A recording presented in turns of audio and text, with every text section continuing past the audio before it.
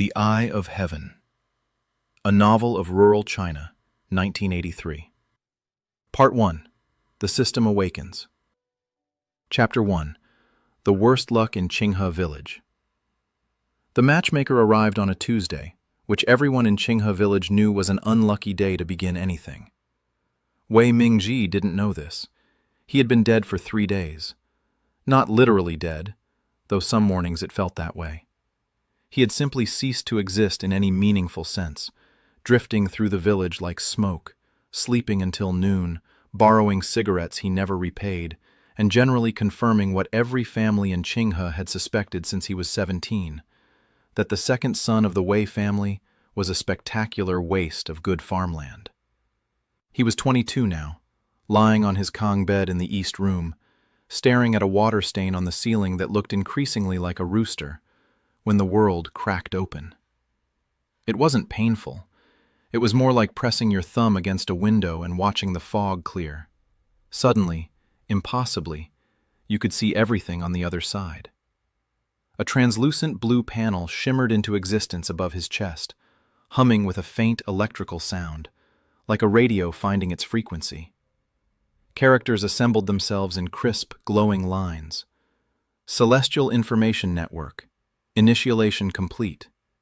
Host, Wei Mingji, age 22, Qinghe Village, Hebei Province. System level, 1. Daily information quota, 1 to 3 items, passive receipt, automatic. Today's information is now available. Wei Mingji sat up so fast he cracked his head on the low beam above the Kong. Ow! He pressed a hand to his skull and stared at the panel. It hovered patiently, waiting. First item. The woman currently crossing your family's courtyard, matchmaker Zhao Tuiping, is bringing you a candidate named Song Mei Ling, 24, recently returned from working in the Shijiazhuang textile factory. She is not returning because the factory closed. She is returning because she is 11 weeks pregnant by a married factory supervisor named Liu Guanghao. She has told no one. She needs a husband who asks no questions, and she has chosen you because your family's reputation suggests you will be easy to manage. Wei Mingji read the words twice, then he read them a third time. Outside, he could hear his mother's voice rising in the courtyard, the particular pitch she used when she was trying to sound casual while being desperately hopeful. His father coughed. Somebody poured tea. Second item. Your younger sister Wei Xiaomei, age 16, has been secretly tutoring herself using a torn copy of a high school mathematics textbook borrowed from teacher Fang's daughter. She has been hiding it under the loose floorboard beneath the pickle jar. She is afraid to tell your parents she wants to take the university entrance examination because the registration fee is 4 yuan, and she believes the family cannot afford it. Third item. In the dry riverbed behind old carpenter Shen's house, beneath the third large stone from the willow tree, there is a clay pot containing 47 silver coins from the Republican era, left by Shen's father-in-law in 1947 and never found. Old Shen does not know it exists. If brought to the county antique collection office, the current state purchase price is between 60 and 90 yuan for the lot. The blue panel pulsed once, then faded like breath on a cold mirror. Wei Mingji sat very still on his Kong. His head still hurt where he'd hit the beam. Outside, his mother laughed, the bright, performative laugh she reserved for guests, and said, "Our Mingji is such a good boy, hard-working, dependable." He almost choked. He stood up, straightened his worn shirt, ran a hand through his hair, and walked to the courtyard. The scene was exactly as he'd imagined. The round table under the apricot tree held the good teacups, the ones with the blue fish pattern that only came out for weddings and funerals. His mother, Wei Shulan, sat across from Zhao Kuiping with the expression of a woman watching her last chance walk through the door. His father, Wei Deguo, was off to the side pretending to fix a hoe, a task he had been pretending to perform for the last 20 minutes, judging by his complete lack of progress. And there, next to the matchmaker, sat Song Mei Ling. She was genuinely beautiful. High cheekbones, clear skin, dark eyes with the particular stillness of a woman who had learned to control her face. She wore a pale blue blouse that was slightly too fine for a village visit, and her hands were folded in her lap with careful precision. Above her head, the blue panel materialized unbidden. Song Mei Ling, 24, 11 weeks, 3 days pregnant. Father, Liu Guanghao, married, Shijia Zhuang. Currently experiencing morning nausea she is suppressing with ginger tea. She has assessed your family's financial situation and determined that you, as the laziest son, will be the most controllable husband. She finds you physically acceptable. She does not intend to tell you about the pregnancy until after the wedding. Wei Mingji looked at her calm, lovely face. She was looking back at him with practiced warmth, measuring him the way a farmer measures a field. His mother was already talking. Kui Ping Jie says Mei Ling is very capable, very hard-working, knows how to cook and sew. I appreciate everyone's effort, Wei Mingji said. The courtyard went quiet. Something in his voice, steady, unhurried, made his mother stop mid-sentence. This was not the voice of the son who slept until noon. Song Mei Ling, he looked at her directly. You've just come back from Shijia Zhuang. Was the work there good? A flicker of something crossed her face. The factory had some difficulties. I decided to come home. He picked up a teacup, turned it in his hands. I hope things work out well for you, but I can't accept this arrangement. The silence that followed was the kind that has weight. Zhao Kuiping's teacup stopped halfway to her mouth. Song Mei Ling's composed expression cracked, not into sadness, but into a flash of cold fury that she smoothed over almost instantly, which told Wei Mingzhu more than anything else could. His mother made a sound like a small animal stepping on a thorn. Mingzhu. I'm not being difficult, he said, still calm. I just already have someone in mind. His father Wei de Guo actually set down the hoe. What did you say? There's a girl I've been thinking about. He said the first name that came to him, not random, but calculated. Teacher Fang's daughter, Fang Yulan. The courtyard erupted. Zhao Kuiping inhaled so sharply she nearly aspirated her tea. Song Mei Ling's eyes went briefly, genuinely wide before she caught herself. His mother grabbed the edge of the table. Teacher Fang's daughter was the most educated young woman in 3 villages. She had graduated from the county middle school with top marks and was studying for the university entrance exam. Every young man in Qinghe had admired her from a distance. The idea that Wei Mingzhu, the village idler, the family disappointment, was thinking about her was so absurd that Zhao Kuiping actually laughed before she could stop herself. Mingzhu, his mother said very carefully, do you understand what you're saying? Yes. He set the teacup down. I'll go check on grandmother. She hasn't had her medicine today. He nodded politely to the guests and walked into the house. Behind him, he heard his father say, very quietly, what in the name of heaven has gotten into that boy? Chapter 2.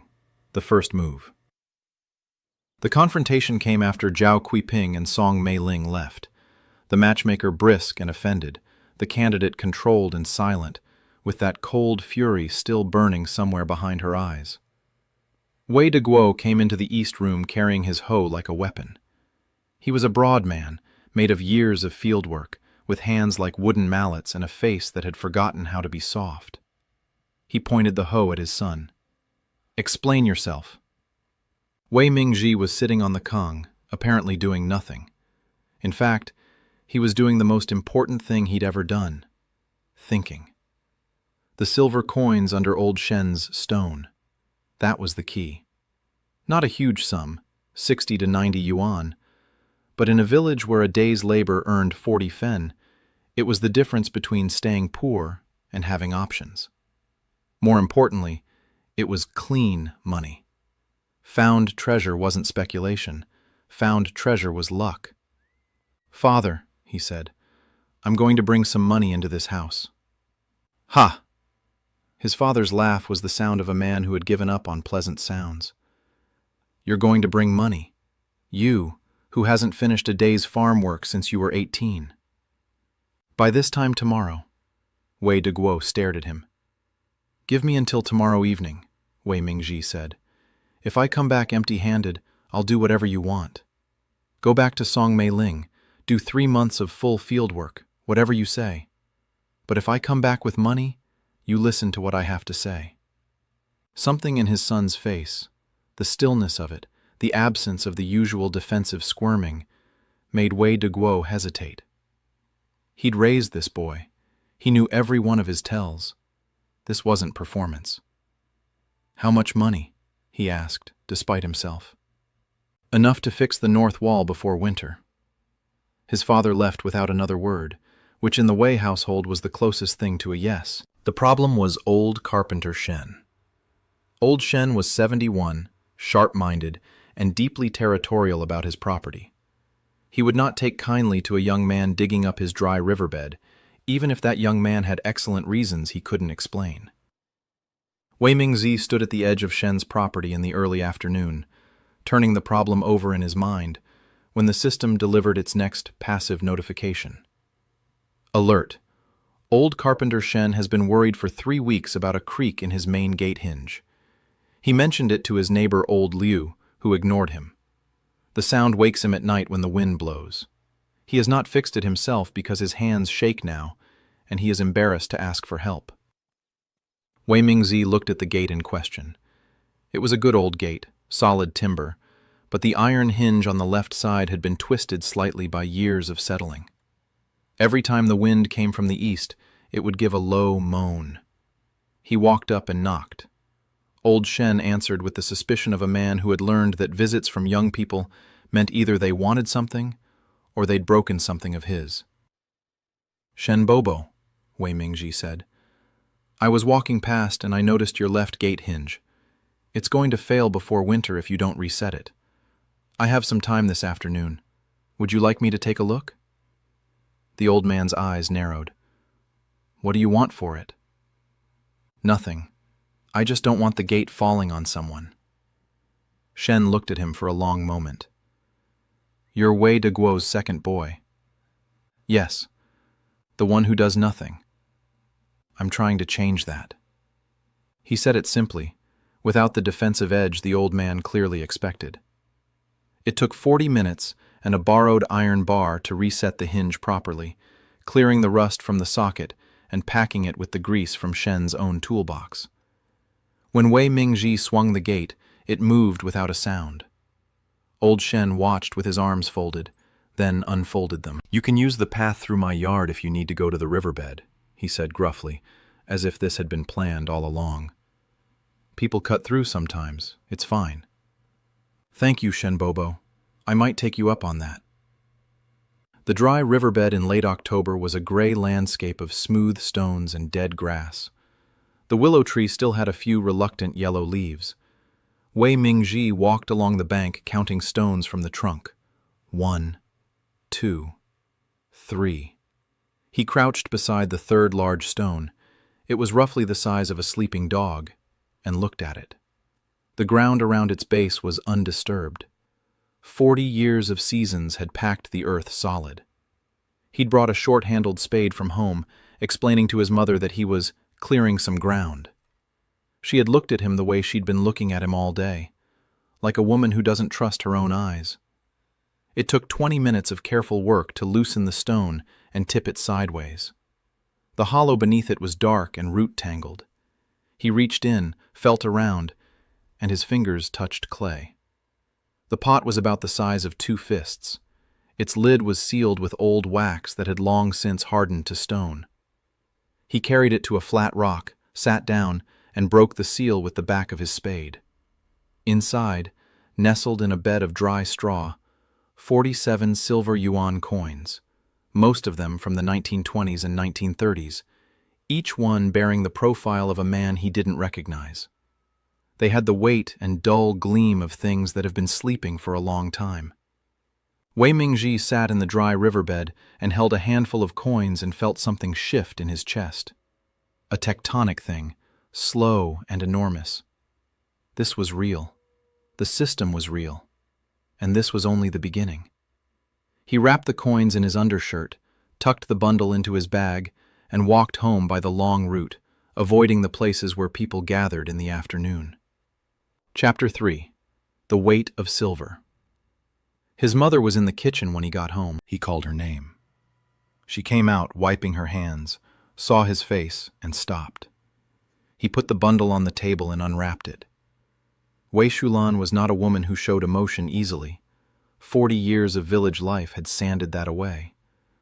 But when she saw the silver coins spread across the table, her hand went to her mouth, and she stood very still for 3 seconds, which was more than Wei Mingji had ever seen her react to anything. "Where," she said, "did you get these?" "I found them, in the old dry riverbed behind old Shen's place, under a stone." This was true. He added, "I fixed his gate hinge this afternoon. He let me walk through his property." She picked up a coin, turned it over. Her hands were steady, steadier than his father's would be, he suspected. "These are old," she said. "Republic era. The county antique collection office pays 60 to 90 yuan for a lot like this." She set the coin down carefully. "You're going to the county office?" "Tomorrow morning, early." He paused. "I want father to come with me."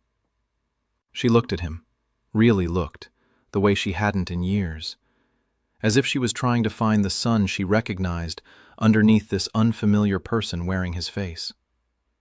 "He'll ask questions," she said. "I know. Let him ask."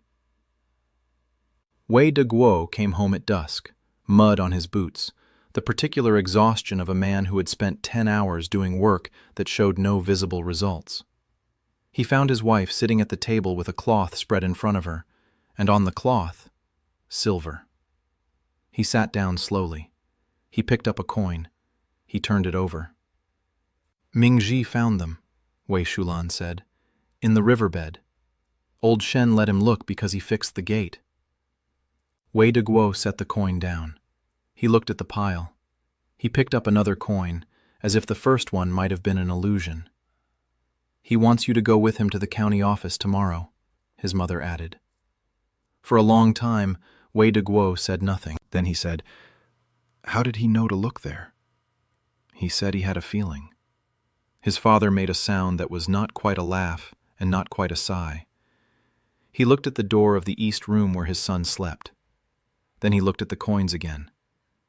"Tell him to be ready at 5, he said. "We'll take the Feng family's cart." The County Antique and Cultural Relics Office occupied a low brick building on the west side of the county seat, between a grain distribution station and a bicycle repair shop. It smelled of dust and official forms. The appraiser was a thin man in his 50s named Comrade Wu, who wore wire-rimmed glasses and the permanent expression of a person whose job involves telling people their treasures are worth less than they think. He looked at the coins for a long time. He picked several up, examined them under a magnifying glass, consulted a reference book with a green cover. "Republican-era silver yuan," he said, "mixed years. The 1914 yuan shikai issue are more valuable. You have 11 of those." He did some calculation. "The state purchase price today for this lot is 73 yuan. Wei de Guo's breath caught audibly. Wei Mingji nodded. "That's fair." His father turned to look at him, and Wei Mingji gave the tiniest shake of his head. "Don't negotiate. Don't complicate it. Just take the money and leave cleanly." Something in that small gesture, the calm authority of it, made Wei de Guo close his mouth. Comrade Wu counted out 73 yuan in a mix of bills and signed a receipt. Wei Mingji accepted both, folded the receipt into his breast pocket, and thanked the appraiser with genuine warmth. Outside in the cold morning air, his father stood beside the cart and stared at the bills in his hand. 73 yuan, he said. "Yes. From coins in the dirt. From coins in the dirt." Wei de Guo looked up. His face was doing something complicated, several emotions arriving at once and not knowing which one had the right of way. "How?" he said quietly. "Did you know they were there?" Wei Mingzi considered this. He had thought about what to say. "I've been paying attention," he said. "To things, to people. I think I've been wasting the wrong kind of time, sleeping and drifting. I want to use my attention differently now." He paused. "I'm not going to become a different person overnight, Father, but I want to try." Wei Deguo looked at his son for a long time. Then he said, "What do you want to do with the money?" "Fix the north wall before winter. Buy Xiaomei's textbooks. Keep the rest as working capital." His father's face stilled. "Xiaomei's textbooks?" "She wants to take the university entrance exam. You should let her try." Wei Deguo looked away, at the gray street, at the bicycle shop where someone was pumping a tire. "I didn't know she wanted that." "She didn't tell you because she thought you'd say no." A long silence. Then, very quietly, "I wouldn't have said no." Chapter 4. The Farmer's Market and the Complication. The system updated at midnight, precise as a rooster. Wei Mingzi lay on his kong, staring at the ceiling where the water stains still looked like a rooster, and read the new information. Item 1. 3 li upstream from the stone bridge, in the deep pool where the river bends around the old poplars, there is an unusually large wild carp, over 4 jin, that has been living there for at least 6 years. It feeds at dawn. Locals call such fish old men, and believe they bring fortune to whoever catches them. The current commune purchase price for large fresh carp is 0.3 yuan per jin, but the underground market in the county seat pays 0.8 yuan per jin for a fish this size, particularly to the restaurant owner Lao Peng, who serves private banquets for county officials. Item 2. Your neighbor to the east, widow Chen Guihua, has 3 sacks of last year's dried mushrooms in her storeroom, porcini gathered from the western hills, that she cannot sell because she doesn't know the county buyers and is afraid to travel alone. She has been eating plain rice for 2 weeks. She mentioned this to no one because she is too proud. Item 3. The village party secretary, Gao Tieliang, is being pressured by the township to meet a grain quota he cannot reach. He is privately furious and looking for any excuse to demonstrate his authority. He will be at the village well at 7 tomorrow morning and is likely to create a confrontation with whoever he encounters.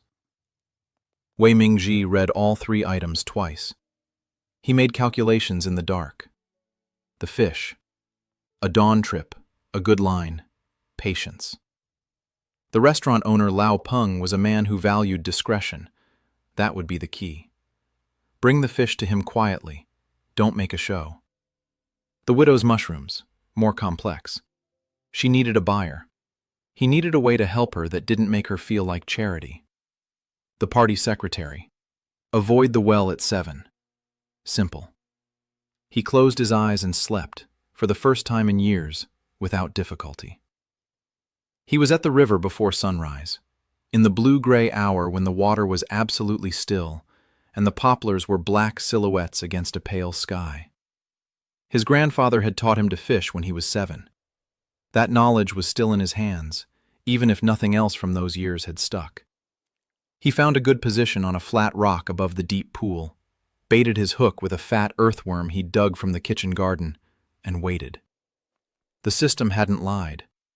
40 minutes after first light, the big carp struck. It wasn't a subtle fish. It took the hook like a decision, and the next 15 minutes were a serious negotiation between Wei Mingzi's arms and something ancient living in the deep water. When it finally came up onto the bank, it lay there enormous and gleaming, dark olive green, whiskers trembling, gills working in the cold air. He waited on his eye. 4.5 jin, maybe more.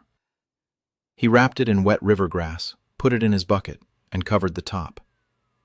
The route to the county seat took 2 hours on foot, and he walked it quickly, avoiding the main path through the village. He found Lao Peng's restaurant, which was officially a workers' canteen and unofficially something much better, in a lane behind the county cinema. Lao Peng was a man of around 50, with the round, careful face of someone who had survived several political periods by being pleasant to everyone. He was sweeping his front step when Wei Mingji arrived. "Lao Peng Shushu," Wei Mingji said quietly. "I have a fish that shouldn't be discussed in the street." Lao Peng looked at the bucket. Then he looked at Wei Mingji. "Inside," he said. In the back kitchen, he lifted the cover, looked at the fish for a long moment. "Wild carp," he said. "Old one." He touched the scales. "Still alive." "Just caught." Lao Peng pulled at his ear. "For a fish like this, I can give you 2 yuan 80 per jin." The system had told him to expect 0.8. Lao Peng had tripled it without prompting. Wei Mingji understood immediately. The man was hosting someone important soon, and fresh wild carp of this size was not something you found at the commune cooperative. 3 yuan 50, Wei Mingji said pleasantly. Lao Peng smiled. It was the smile of a man who respects a counterpart. 3 yuan. 3 yuan 20, and I'll bring you another one next month if the fish cooperates. A pause. Lao Peng extended his hand. 3.20. And you keep quiet about where you buy fish. What fish? Wei Mingji said innocently. He walked out of the restaurant with 14 yuan and 40 fen in his pocket. Nearly 3 weeks of ordinary farm wages for a morning's work. He stopped at a stall in the market lane and bought a half jin of dried dates and a small bottle of sesame oil. These were for Widow Chen. He found her in her courtyard, feeding chickens with the focused attention of a woman who has reduced her concerns to the essentials. She was perhaps 60, with white hair worn in a tight bun, and the hands of someone who had spent decades in the hills gathering things. "Chen Dama," he said, using the respectful term for an older village woman. "My mother asked me to bring you these. She made too many dates this year." Chen Guihua looked at the package. She looked at him. "Your mother didn't make dates," she said. "Your family's date tree died 2 summers ago." He had underestimated her. He adjusted. "You're right," he said. "I bought them. I wanted to bring something because I want to ask you a favor, and I didn't want to come empty-handed." Her expression didn't change, but something in it opened slightly. "What favor?" "I've been going to the county seat for business." This was now true. "I know a few buyers there, for food products, specialty items. I heard you might have dried mushrooms from the western hills, the good porcini." A long pause. "Where did you hear that?" "I pay attention to things," he said, which was both true and unhelpful as an explanation. "If you let me take a sample to the county buyers, I can find out the current price. If I sell them, I take 10% for my trouble. You keep the rest, and you don't have to make the trip yourself." She was studying him with the evaluating intelligence of a woman who had lived alone for a long time and had learned to read people accurately or suffer the consequences. 10%, she said. 10%. And if I can't sell them for a good price, I bring everything back and we pretend this conversation didn't happen. Another long pause. Then she disappeared into the house and came back with a small bundle wrapped in cloth, a sample of the mushrooms, perhaps half a jin. They were excellent. Even at a glance, he could see the quality. "Don't lose them," she said. "I won't." He was halfway out her gate when she said unexpectedly, "Your father is a good man. You're not like him yet, but you could be." He turned. "I'm working on it, Chendama." Part 2. Complications and Cleverness. Chapter 5. What the Secretary Wanted. The party secretary Gao Tielyang found Wei Mingji the following morning, not at the well. Wei Mingji had taken pains to avoid that, but on the path back from the county seat, where the system had failed to warn him because it dealt in the near future, and this confrontation was happening 3 hours later than predicted. Gao was a lean, weathered man in his late 40s with close-cut gray hair and the permanent slight squint of someone who spends a lot of time looking for problems. He was accompanied by his deputy, a younger man named Xiao Ren, who carried a notebook and looked like he was trying to be invisible. "Wei Mingji," Gao said. "Stop." Wei Mingji stopped. He was carrying a bag from the county market. Inside were receipts. He had become religious about receipts. "Secretary Gao." "I've heard you've been going to the county seat." Gao's eyes were on the bag. "Multiple times this week." "Yes." "For what purpose?" "Bringing goods to the collection offices, legal channels." He reached into his pocket and produced a sheaf of receipts without being asked. "Antique coins to the Cultural Relics Office. Wild carp to—" he paused, "to the County Aquatic Products Office." This was not where the fish had gone, but the receipt he produced was from the legitimate Aquatic Products Office because he had sold 2 smaller fish there as cover, a habit he was developing of always having a defensible paper trail. Gao took the receipts, examined them, handed them back. "And the mushrooms?" Word traveled fast in small places. "I'm acting as an informal agent for Chen Guihua on those, helping her reach county buyers. She's keeping 80%. He added, with complete sincerity, "I can show you her authorization if you'd like." He had in fact written a simple authorization document and had Chen Guihua put her thumbprint on it, on the advice of no one. It had simply seemed prudent. Gao Tianyang was silent for a moment. His expression was difficult to read, somewhere between suspicion and reluctant reassessment. "You're not making trouble," he said finally. It was phrased as a statement but meant as a question. "I'm trying to help my family get by," Wei Mingji said, "and help my neighbors where I can. Nothing more." The secretary's deputy, Xiao Ren, was scribbling something in his notebook. What, Wei Mingji couldn't see. "The quota situation is difficult this year," Gao said, apparently to the air. "Anyone who produces more than their individual household quota can sell the surplus through approved channels. This is policy." "I know. I'm careful about that." Another silence. Then Gao did something unexpected. He reached into his jacket pocket and produced a pre-rolled cigarette, which he offered to Wei Mingji. It was a significant gesture. It meant, "I am treating you as an equal worth a cigarette, not a problem worth a warning." Wei Mingji accepted it. Gao lit it for him. "Your father was a reliable man," Gao said. "Hard worker. The North Brigade always made quota when de Guo was leading it." "He's still reliable." "You're not like him." He said it the same way Chen Guihua had, but with a different implication. Not, "You're not as good." More like, "You're a different kind of thing." "I know," Wei Mingji said. "I think that might be useful."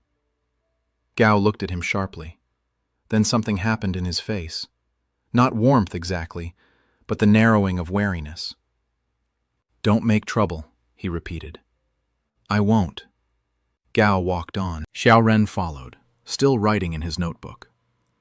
Wei Mingji smoked the cigarette and thought about the fact that the most dangerous man in his immediate world had just, possibly, decided to watch him with interest rather than suspicion.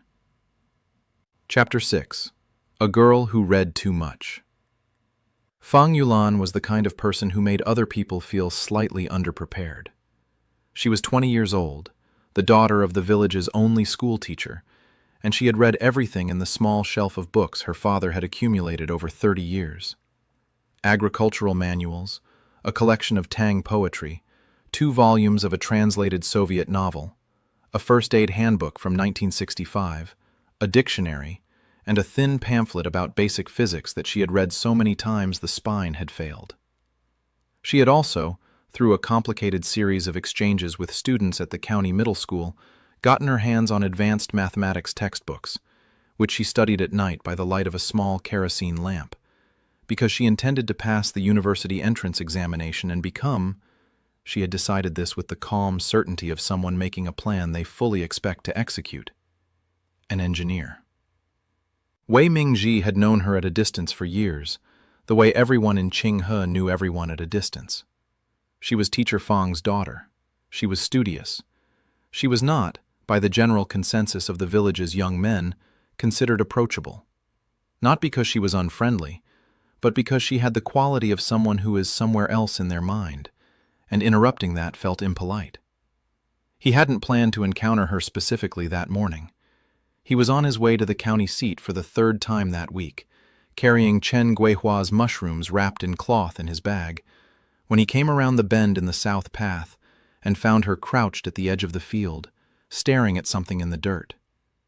He stopped. She looked up.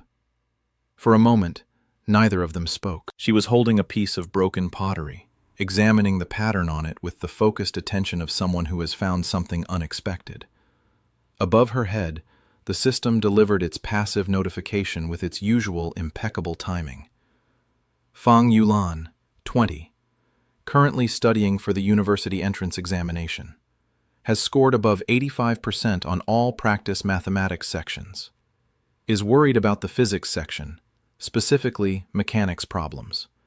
She found that piece of pottery 3 minutes ago and is wondering if it's from the Han Dynasty. It is not. It's Ming, circa 1500s, and worth approximately 8 yuan at the County Cultural Relics Office. Not a fortune, but not nothing. She has not eaten breakfast because the family's flour ran out yesterday, and her father is embarrassed to ask neighbors for help. Wei Mingji registered several of these facts simultaneously. The most pressing was the last one. Fang Yulan, he said. She looked up without particular surprise. She seemed like a person who was rarely surprised. Wei Mingji. You're going to ask, why is the village idler on the road this early?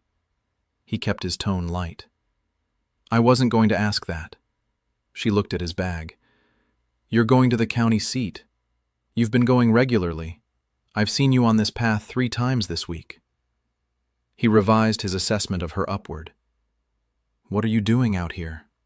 She held up the pottery fragment. I found this. I think it might be old. He crouched down to look at it. He could see the blue-on-white pattern, a simplified floral design, slightly smudged. Ming Dynasty, he said. About 500 years old. The County Cultural Relics Office would give you about 8 yuan for it. She stared at him. How do you know that? He'd said it without thinking, relying on the system's information as casually as his own memory. He recovered. My father has an old almanac. It lists some periods of ceramic styles. This was not even slightly true, but it was plausible. I can take it to the county office for you, if you'd like. I'm going anyway. I'll take it myself.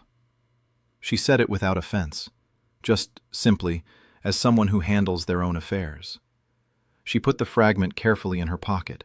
Then, after a moment, why do you keep going to the county seat? He considered how much to say. He decided. The truth, selectively. I've been finding things. Old items, specialty products. Taking them to the appropriate buyers. Helping some neighbors sell goods they can't move themselves. He paused. It turns out I'm better at finding things than I am at farming. She considered this. Chen Guihua's mushrooms? You pay attention to things. My father talks to people, she said. It was not a defense, more like a simple explanation of her information network. He said you went to her house. He was curious. Are you? A pause. A little.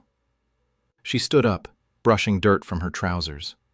She was taller than he'd realized, with a direct way of standing that suggested she'd decided long ago not to apologize for taking up space.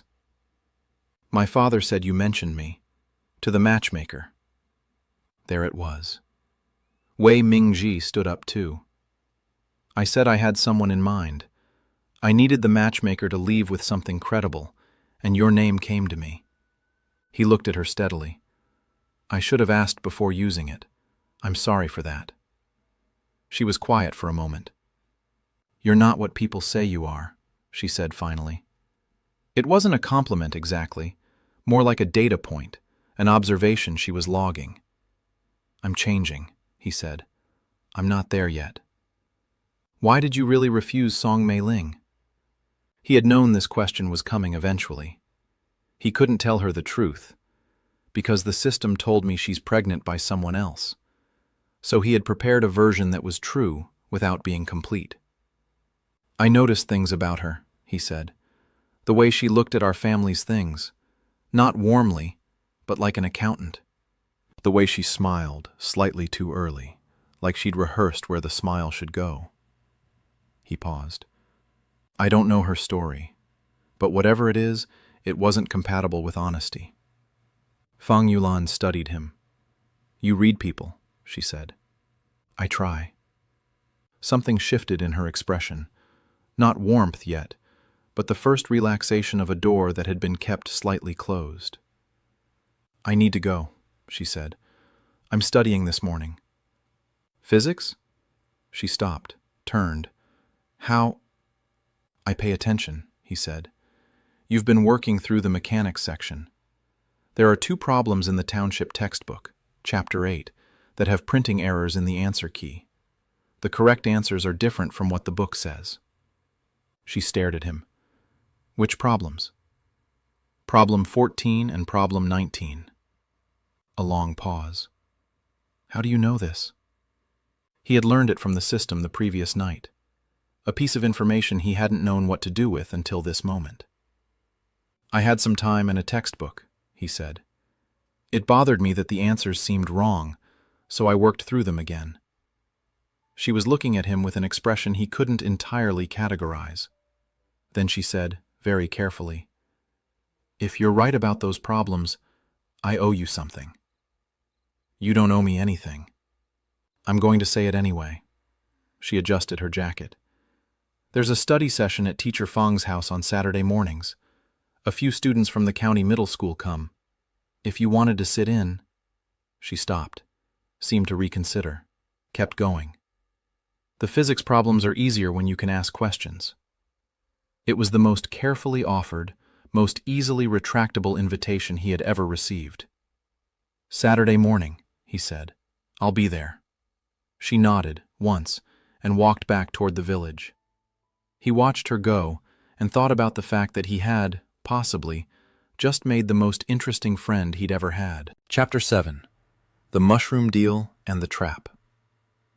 The county food products buyer, a stout woman named Director Huang, who ran the specialty foods division of the county cooperative, received him in her office with the air of someone who had seen many young men with bags of things they thought were valuable.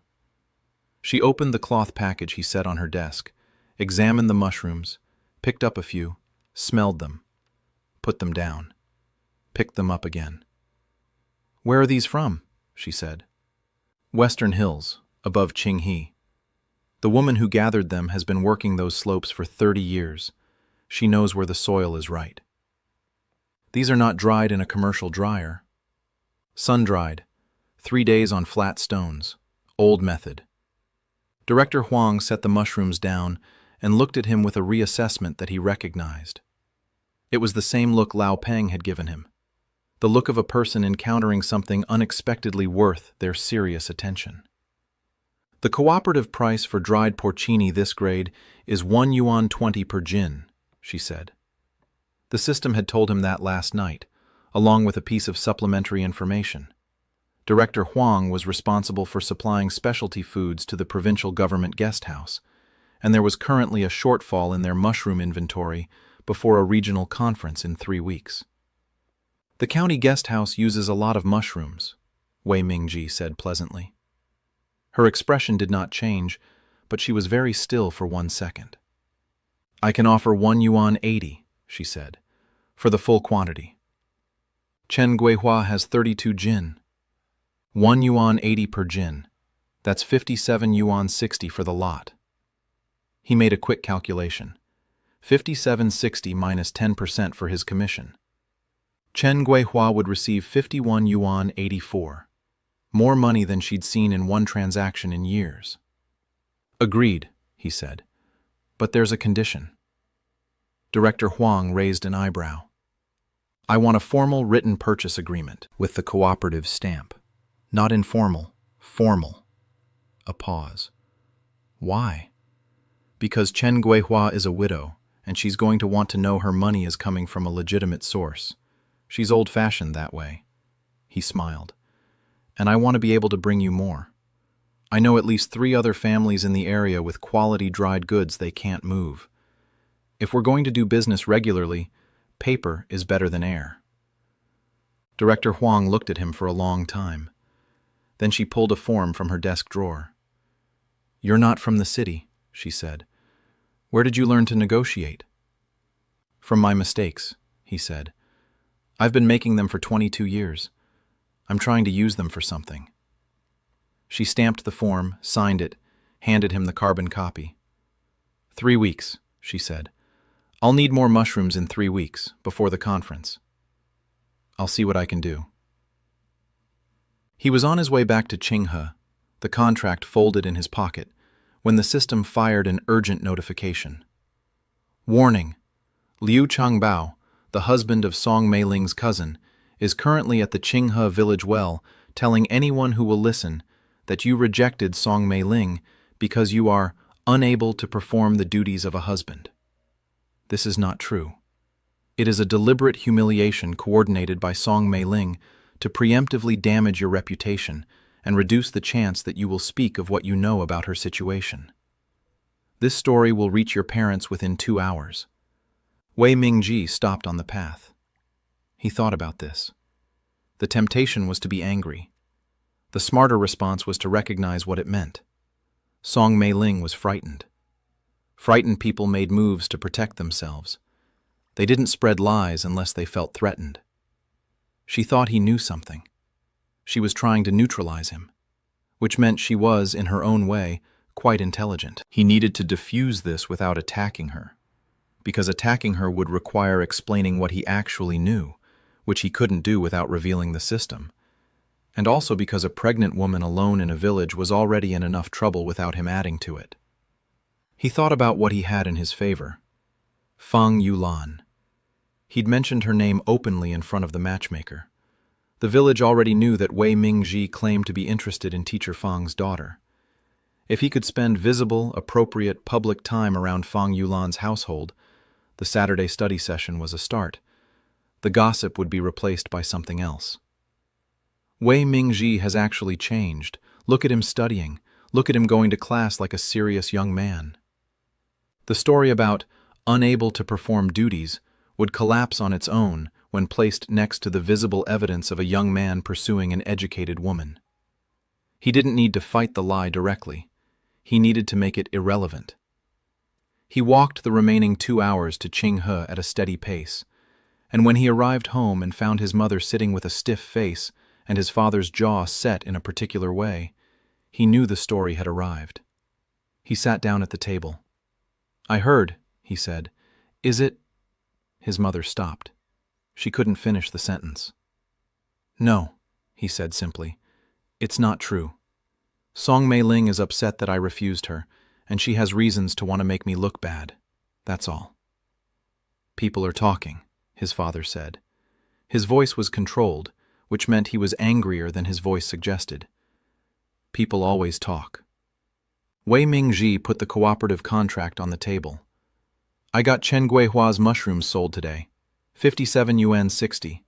Her share is 51 yuan. Can one of you bring it to her tomorrow?" He paused. "And on Saturday I'm going to Teacher Fang's study session. His daughter is helping some students prepare for the university exam. I thought I'd sit in." His parents looked at the contract, then at each other. "Teacher Fang's study session," his mother repeated. "Yes." His father picked up the contract, read it, set it down. "You're serious about the Fang girl?" "I told her name to the matchmaker because I meant it," he said.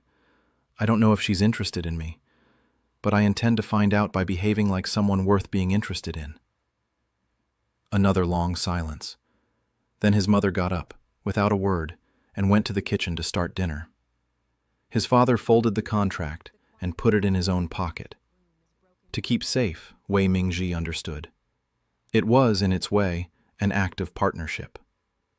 Part 3. The Turning of Tides. Chapter 8. Saturday. Teacher Fang was a small man in his late 50s who wore the same patched gray jacket every day and had the eyes of someone who had found his correct occupation. His house was the most book-filled in Qinghe, which was not saying much, given that most village houses contained 0 books, but still. Shelves made from planks and bricks held his collection, the accumulated careful purchases of a teacher's salary over 30 years. He answered the door on Saturday morning with a cup of tea in hand, looked at Wei Mingji for a moment, and said, "Yulan mentioned you might come. I hope it's no imposition." A young person who wants to learn is never an imposition. He stood aside. "Come in." There were 3 others in the small front room, 2 students from the county middle school, a boy named Luo Jianguo, who wore glasses with 1 cracked lens, and a girl named Auntie who was actually 18, known as Mei, and Fang Yulan herself, seated at a low table covered in papers. She looked up when he came in. Their eyes met for approximately 1 second. Then she said, to the room in general, "I told Wei Mingji that problems 14 and 19 in Chapter 8 have printing errors." Luo Jianguo looked up immediately. "I knew it. I've been getting those wrong for a month." And that was how it began. Wei Mingji was, it turned out, better at mathematics than he'd known. This was partly because the system had, that morning, given him a piece of information he was still processing. Your previous incarnation had completed a degree in economics and 4 years of business practice before dying at age 38. Some procedural knowledge and mathematical intuition has carried over into your current existence, though specific memories have not. When you engage in calculation and logical analysis, you will find it comes more naturally than you expect. He sat with this for a while and then decided to simply accept it as a fact about himself, the way he was accepting all the other facts the system revealed. You are more capable than you thought. Use it. The study session lasted 3 hours. He mostly listened for the first one, then cautiously began asking questions. Then, by the end, was working through a problem on mechanics with Luo Jianguo, while Fang Yulan watched, and once said, "That's actually the cleaner approach." It was not much of a compliment, but he noticed she said it to him, specifically, rather than to the room. Afterward, as the others were leaving, Teacher Fang intercepted him. "Walk with me," he said. They walked to the edge of the village's small vegetable garden, where the old man checked on his winter cabbages with the attention of someone who loved them. "My daughter is cautious," Teacher Fang said, not looking at him. "She has reasons. She has met too many young men who were dazzled by her examination scores and thought that made her a good prospect, without thinking about whether she would find them interesting." He pulled a yellowed leaf from a cabbage head. "She is not looking for someone to admire her. She is looking for someone she can talk to." Wei Mingzi said nothing. He understood this was not a warning being given in bad faith. It was information. "She mentioned the printing errors in the textbook," Teacher Fang continued. "I checked when she told me. You were right about both." He paused. "How did you know?" "I worked through the problems," Wei Mingji said. "The answers in the key didn't match when I redid the calculations." "You taught yourself advanced physics." "I had time. I've been wasting it for years. I'm trying to stop." Teacher Fang put the yellowed leaf in his pocket. He would compost it, and looked at Wei Mingji with the thoughtful expression of a man whose profession was assessing young people. "Come back next Saturday," he said, "if you want." Chapter 9. The Thing About Disasters. The system told him about the fire the night before it happened. He was reading by candlelight. He developed a habit of reading at night, borrowing books from Teacher Fang with the scrupulous care of someone who knows they're borrowing something irreplaceable, when the familiar blue glow appeared. Alert. High priority. Tomorrow afternoon, between the hours of 2 and 4, a fire will start in the storage barn of the Shen family, same Shen whose gate you repaired. The cause will be improperly stored charcoal in contact with a dry rafter. The fire, if unchecked, will spread to the eastern end of Shen's main house and potentially to the widow Chen's adjacent wall before it can be controlled. Old Shen will not be home. He will be at the commune meeting. His neighbor, Liu Daming, who would normally notice, is currently ill with a fever. The fire will begin when the afternoon wind comes from the south. Wei Mingji read this 3 times. He thought about his options. He could tell Old Shen directly. But the system had told him only there would be a fire. It hadn't told him the specific location of the charcoal, only the general cause. He'd need to inspect the storage barn. He went the next morning, early, with the excuse of returning a borrowed tool. Old Shen was preoccupied with preparations for the commune meeting and waved him vaguely toward the tool rack. Wei Mingji spent 2 minutes finding the tool and 15 minutes, on the pretext of looking for a dropped coin, examining the storage barn. He found it. A sack of charcoal that had been stacked against a rafter whose base was packed with old, bone-dry straw. The charcoal itself wasn't burning, but there was a faint smell of scorching. The charcoal had been smoldering at its core for days, slow and invisible, building toward something. He didn't touch it. Instead, he went to find Old Shen. "The charcoal in your storage barn," he said. "There's something wrong with the sack near the east rafter. I think it might have gotten wet and started to rot from inside. It smells strange." Shen frowned. "Rot? Charcoal doesn't rot. Would you look at it with me?" The old man was in a hurry. He was skeptical. But Wei Mingji had fixed his gate, and that meant he got the benefit of the doubt. They went to the storage barn. Shen crouched beside the sack, sniffed, and then his expression changed. He pulled the sack aside. The rafter beneath was discolored, brown at the base where it touched the straw packing. "Get water," Shen said. His voice was completely flat. Together they moved the charcoal, poured water on the rafter base, cleared the straw. The smoldering core in the charcoal sack, when they opened it, was a red coal the size of a fist, hidden in the center, that had been keeping itself alive for days. Shen stood in the middle of the barn afterward and was quiet for a while. "If I'd gone to the meeting," he said. "Yes." Another silence. "How did you notice?" "I was moving things to get to the tool rack. The smell was subtle. You'd have to be close to catch it." Shen looked at him.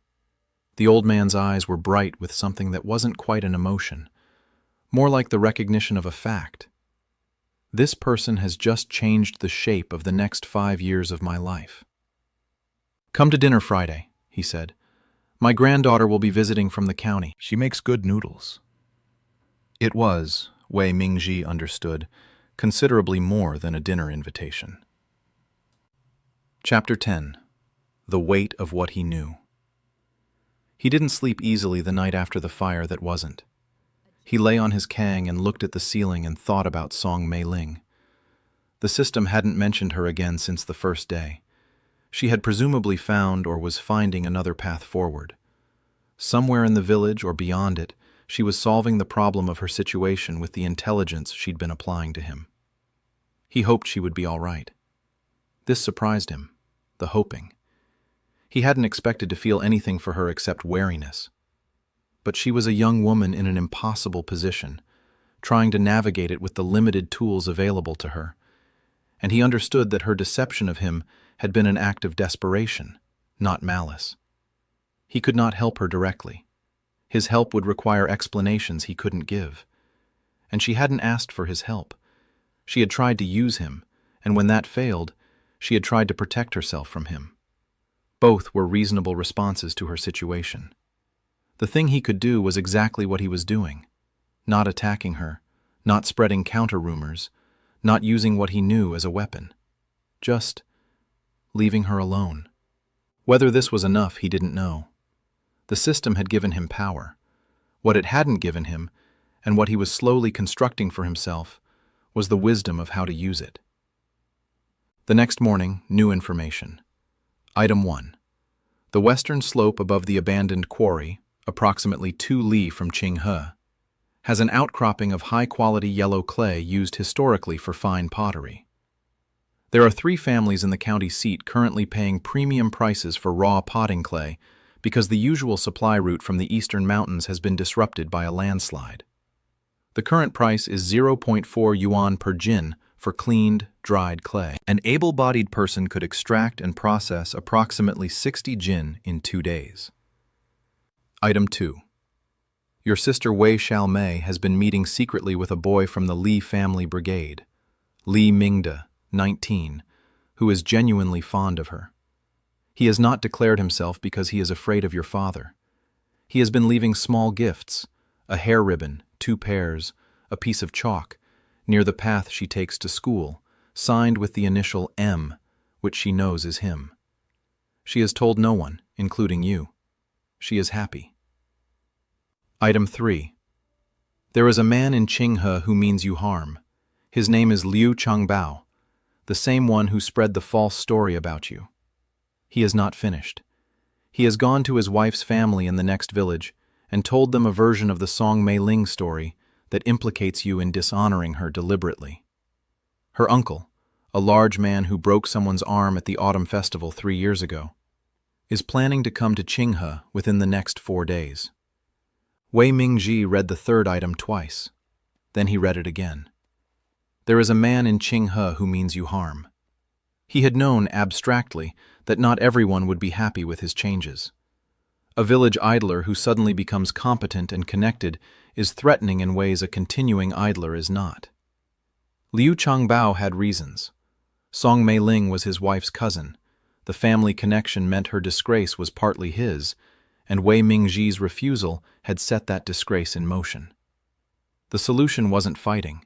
It wasn't even confrontation. It was, he thought this through carefully, witnesses.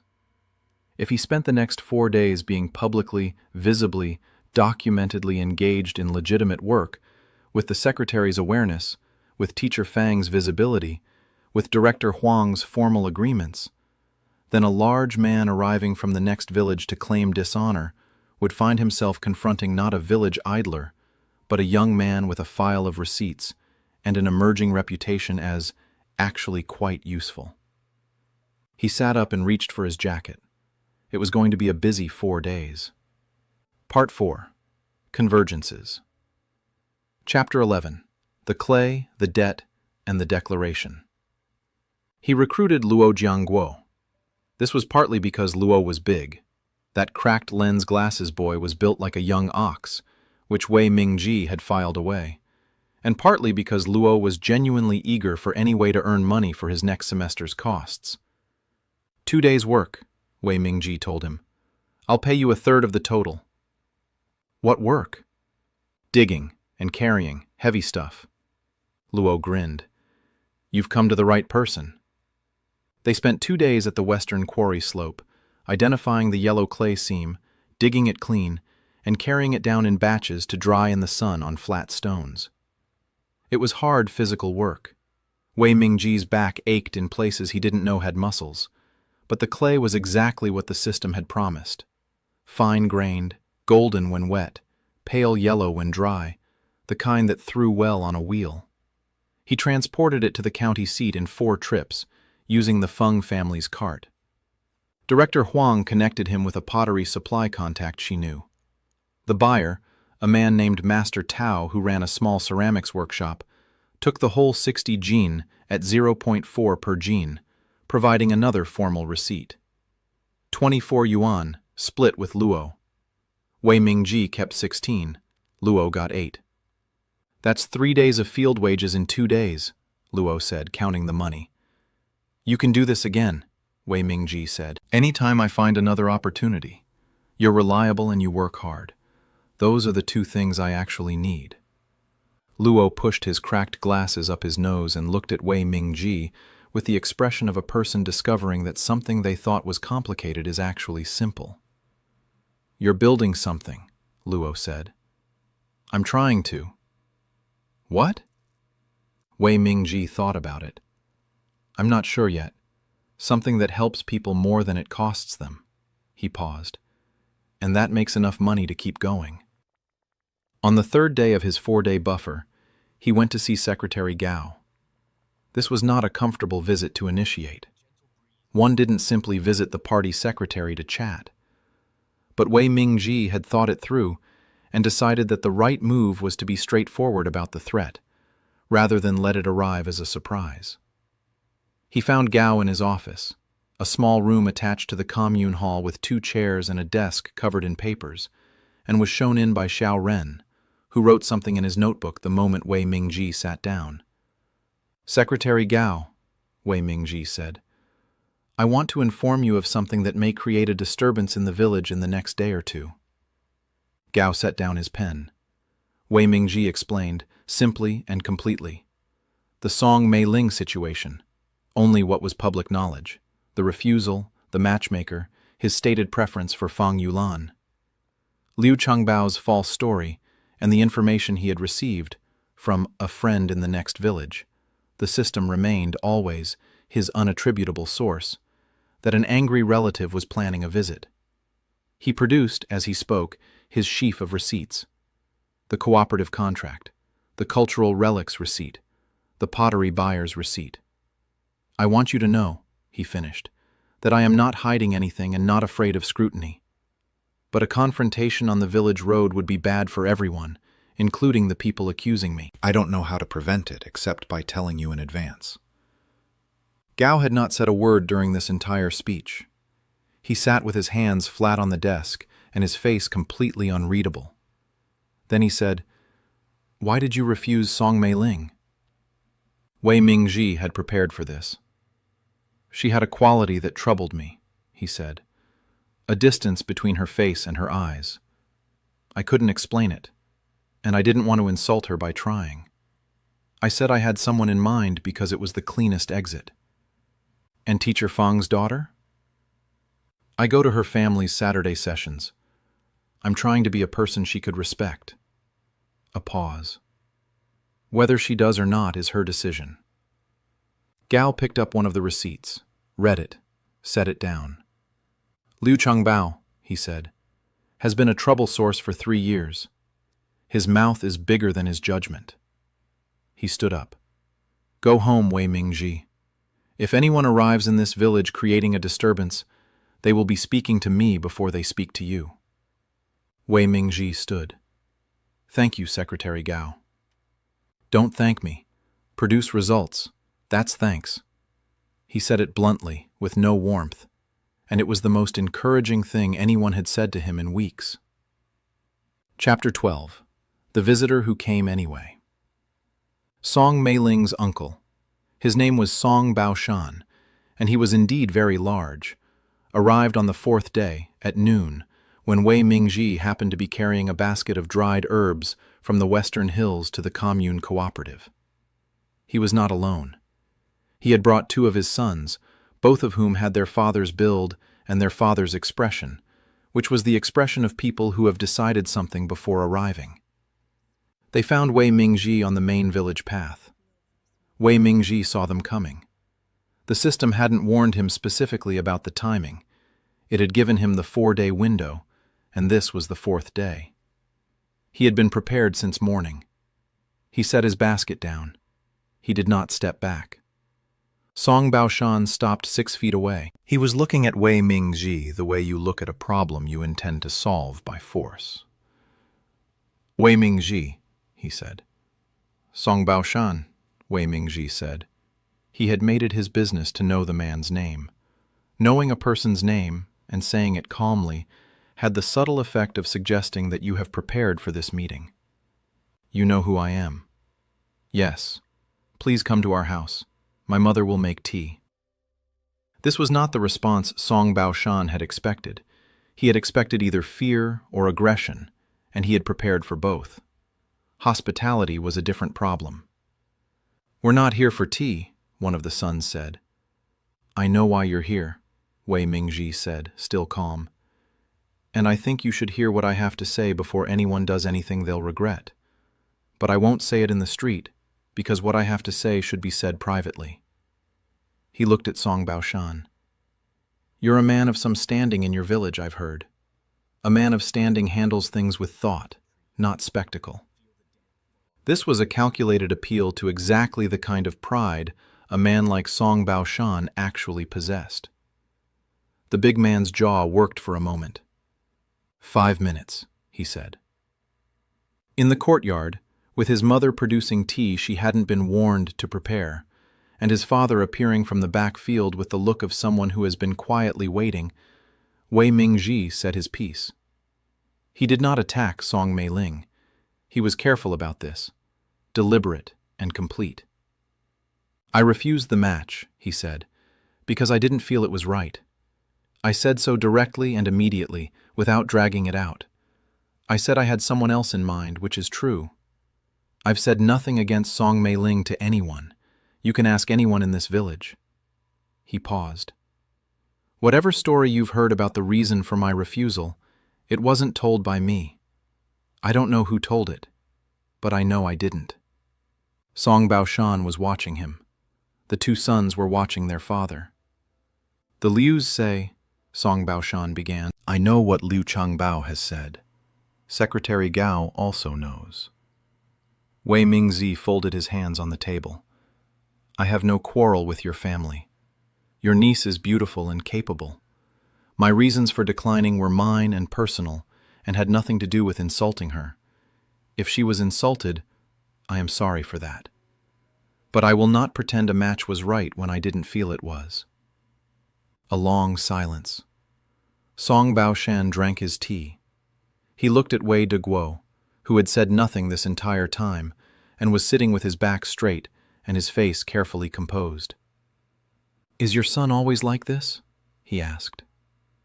Wei Deguo blinked, then slowly. He wasn't before. He is now. Song Baoshan set his cup down. He looked at Wei Mingji. You didn't do what Liu said you did? No. On that you're clear. On that I am clear. Another silence. Then Song Baoshan stood. His sons stood. He said to Wei Mingji, Liu Changbao is going to be told to shut his mouth. I would appreciate that, Wei Mingji said. Song Baoshan left without another word. His sons followed.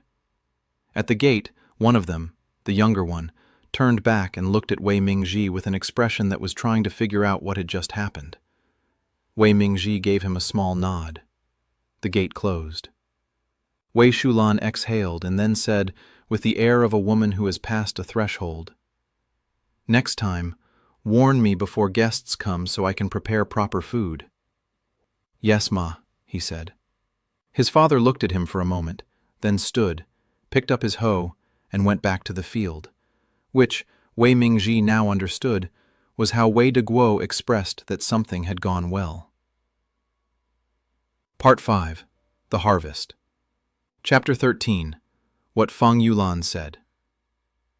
3 weeks had passed since the first Saturday study session. He had attended all 3. Each one lasted longer than the one before, and the 4th time he arrived at Teacher Fang's door, the teacher answered it and simply stood aside without comment, as if this were already expected. Fang Yulan's approach to him had changed in increments so small they were almost undetectable. She still had the quality of someone whose attention was mostly elsewhere, but elsewhere had begun, occasionally, to include him. She asked for his opinion on a mechanics problem. She mentioned in passing that she had checked his textbook corrections, and he was right about both. She passed him tea before she remembered to ask if he wanted it. He said nothing about any of this. He helped with the problems when he could, listened when he couldn't, and made sure to give credit to the right people for the right things. On the 4th Saturday, as the others were leaving, she said, "Walk with me." They walked to the edge of the village, to where the road met the first line of bare fields. The sky was the particular blue of a cold, clear day, and the poplars along the field edge had lost all their leaves. She said, "You're different from what I was told." "I know." "Why did you change?" He had thought about how to answer this. "I think I got tired of wasting something," he said. "Not money. Myself. I was spending myself on nothing." He paused. "And then I started seeing things differently. Like, I noticed my sister studying secretly. I noticed Chen Guihua had mushrooms she couldn't sell. I noticed old Shen's gate needed fixing." He looked at his hands. These things were always there. I just started seeing them. She was quiet for a while. You don't take credit for most of what you've done. I don't need to. The results speak. That's an unusual approach. Useful things get noticed eventually, he said. Announcing them creates resentment. She looked at him.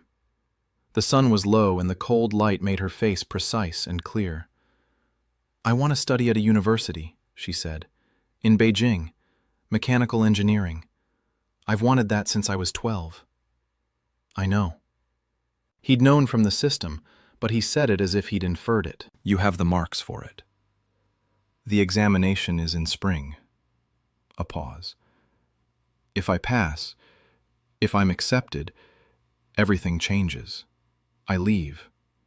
I don't know when I come back. Another pause, longer. I'm telling you this because you should know it before... She stopped, reorganized. Before anything is assumed. He said, I know. She looked at him. That's all you're going to say? What would you like me to say? A long silence. The wind moved through the bare field.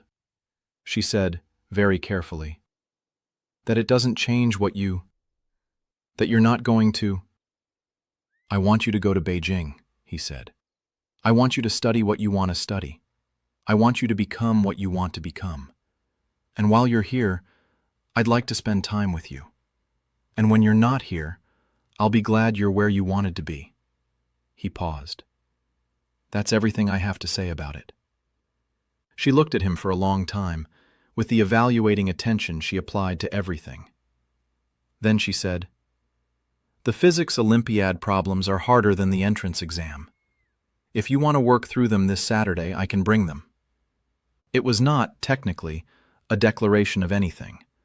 But it was, he understood, Fang Yulan saying yes to something. I'll be there, he said. Chapter 14. The Accounting. 3 months after the system had awakened, Wei Mingji sat at the table in the East Room and did his accounts. Not financial accounts, though those were improving steadily in the cautious and documented way he'd learned to maintain. The accounting he was doing was different. His sister Xiao Mei had registered for the university entrance exam. The 4 yuan registration fee had come from the money he'd given his mother, returned to him in the form of Xiao Mei appearing in the doorway of the East Room one evening, with her textbook pressed to her chest and her face doing 17 things at once. You knew, she said. I pay attention, he said. She cried for a minute, which was more emotion than she'd shown in public in years. Then she wiped her face, straightened up and said, I'm going to pass. I know, he said. He did know. His parents had changed. Not dramatically. Wei Deguo was still a man of few words and many expectations, and Wei Shulan was still the woman who would lie awake cataloging things that could go wrong. But something had shifted. His father had started, in the evenings, occasionally asking, What are you doing tomorrow? Not suspiciously, just asking. Chen Guihua had received her 51 yuan 84. She had come to the Wei house personally, which was something she had apparently not done in years, and given Wei Shulan a jar of pickled mustard greens that her neighbor said were the best in the region. She hadn't said much. She didn't need to.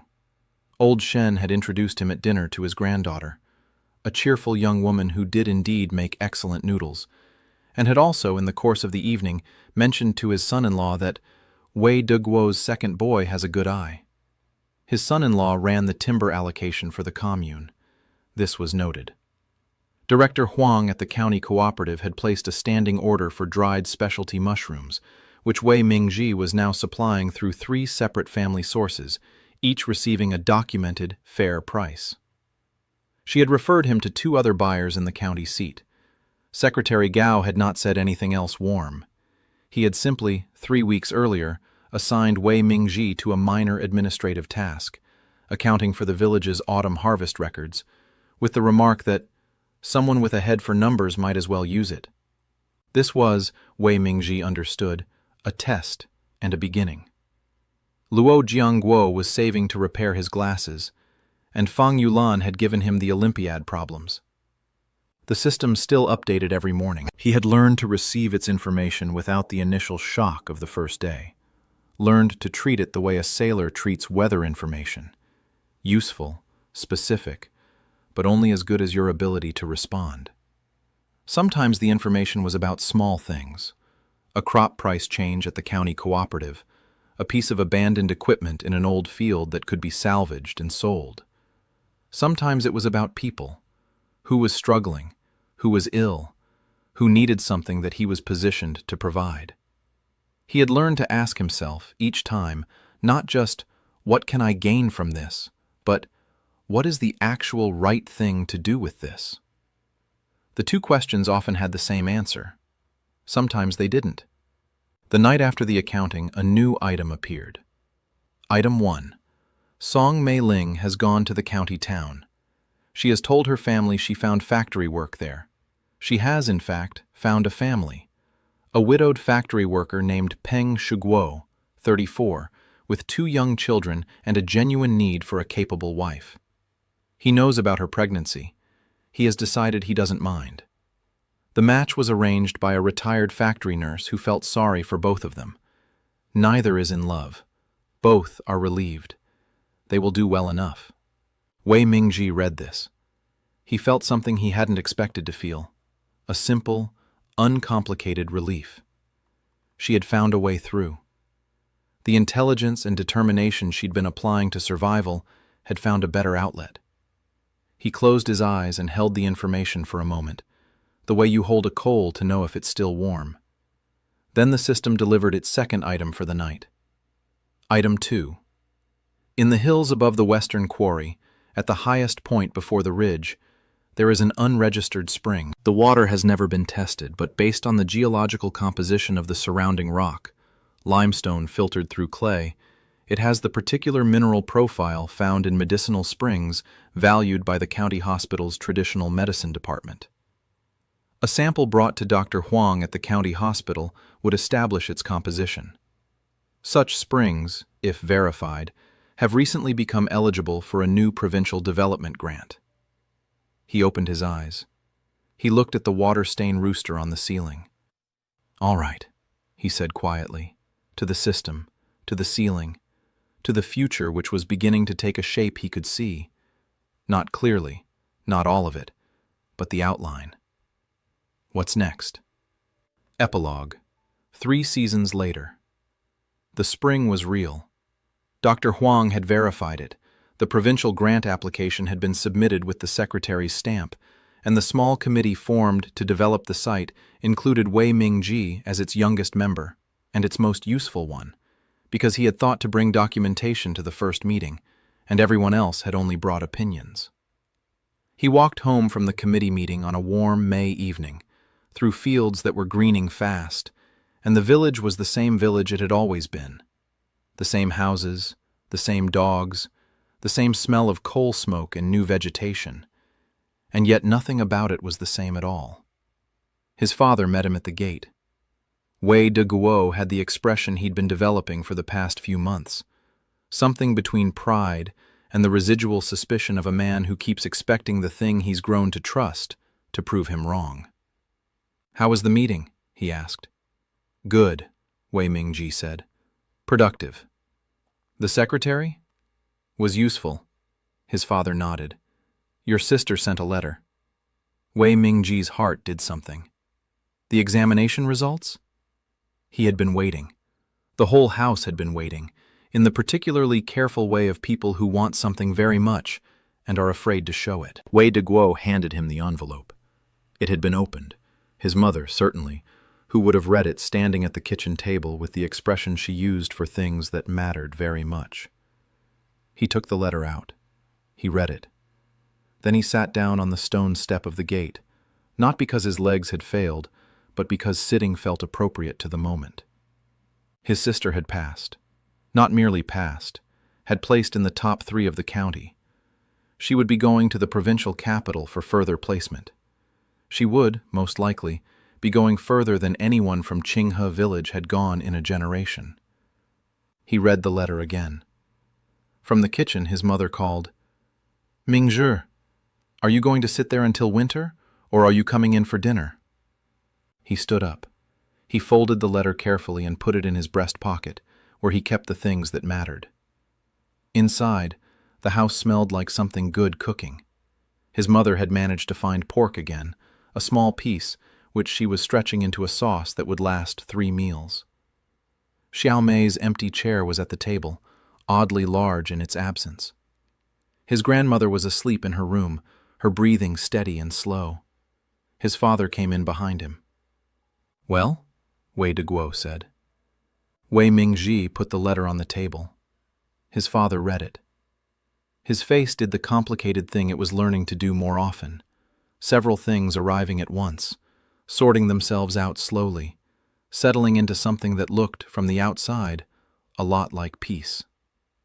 "She did it," Wei Shulan said from the kitchen. She had clearly known for the past hour and had been waiting for them to find out. "She did it," Wei Mingzhi agreed.